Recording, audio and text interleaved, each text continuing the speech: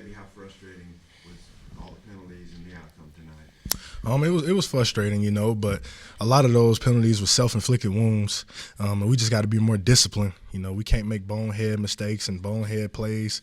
That starts with us. We can't put it on the refs. We just got to do better. Raylen, maybe just your thoughts on how the locker room's feeling after what went down tonight. I think all of us are competitors. So a loss is a loss, and it's going to hurt us. And so I think we have a good group of guys, though, that shake back. We still have a season to play. We still have 3 left. So a lot of old guys like me and Cam, this is our last go-round. So we're still not going to let up. We're still going to, put in the work, and we just, go play football. Y'all really limited their run game today. Can you maybe speak to what played into that? Just our coaches doing a good job of installing stuff and, overemphasizing certain run fits this week. So, yeah. What was Coach Petrino's message to the team? Just keep fighting, Like Ray said, we got a bunch of season left, 3 games.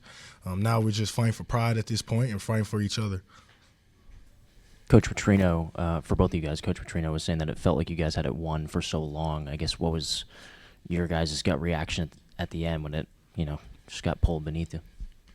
For me, I was more worried about my boy Taylor.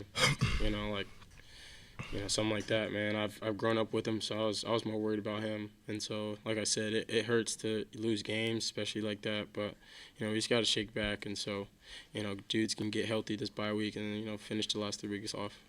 Yeah, man, it was heartbreaking, to lose another game by 3 points, man. These one-score losses, man, it really gets to us, it wasn't a good feeling at all, man.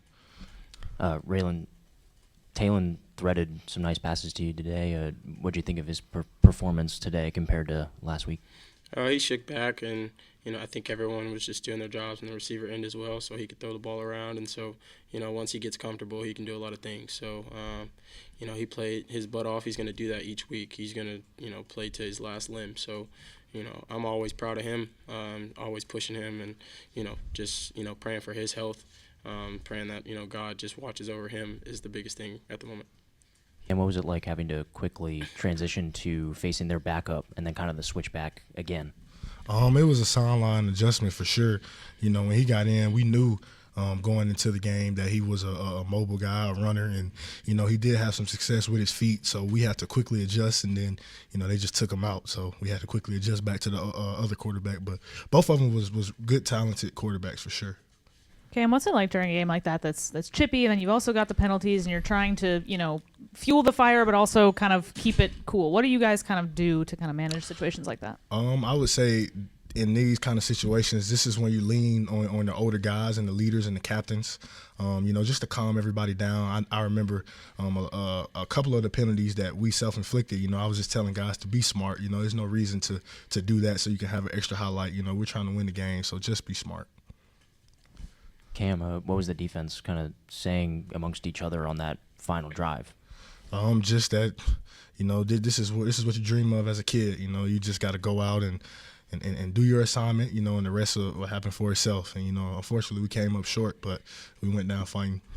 What was it like to kind of carry Jordan off as well? Have you kind of been a part of something like that before? Seemed like a nice team thing to do. No, man, I haven't. But, just for him, because we know he wanted to celebrate, but he couldn't at the time after he caught his interception. So, he was in pain, and we knew we had to get him off the field and get him the good attention that he needed. So, man, that was a moment, we'll joke and laugh about 10 years later, just how close of a brotherhood we are.